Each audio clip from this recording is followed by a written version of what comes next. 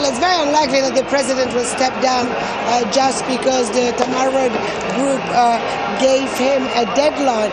Now, they say that they are sticking to their plan despite the army communique of yesterday. So in about half an hour, there should be marches that will start, and that's the word they use, crawling towards both presidential palace, Tahrir Palace, where there have been protests for the past few days, but also they will head towards Ubba Palace, and that's not very far from Tahrir, and it's believed that the president is in there, and that's where he has been holding all his marathon meetings for the past 3 days. But it is a very difficult situation for the president.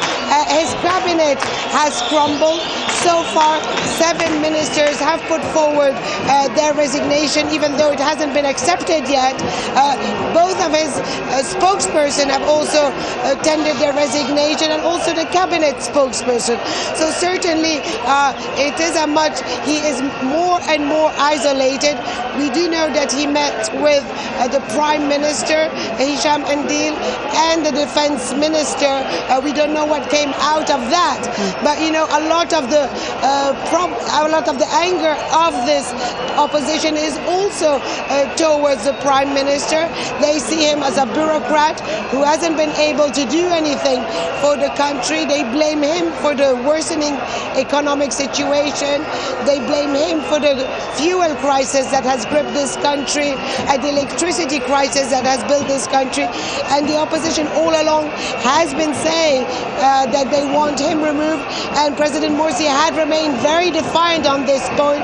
He has changed some ministers in the past, but that Prime Minister did remain in his position. As you say, Hoda, Mohamed Morsi is looking increasingly isolated. The state's infrastructure is turning against him, it seems. There are many down in Tahrir, where you are, who believe that the army, the Egyptian army, will resolve the conflict in their favor. But will they? Because we don't know what the army is going to be doing. And how do the people there feel about a potential return of the army to power? Well, Folly, I didn't hear the entire question because of the cheering going on behind me.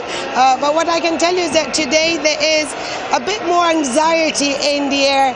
You know, yesterday after the army's communique, the senior members of the Freedom and Justice Party met and called on all their supporters, and I'm quoting, men, women and children, to go down to the street. So today you have a massive show of force of both sides, and there is some worry that there could be some friction somewhere, not only in Cairo but in some of the other cities around the country.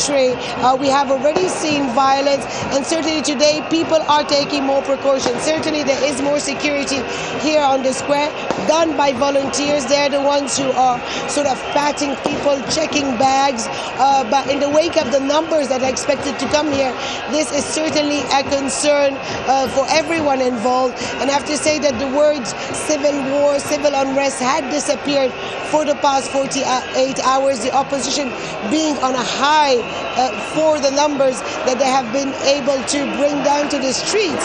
But today, if you speak to people on the square, they are worried a little bit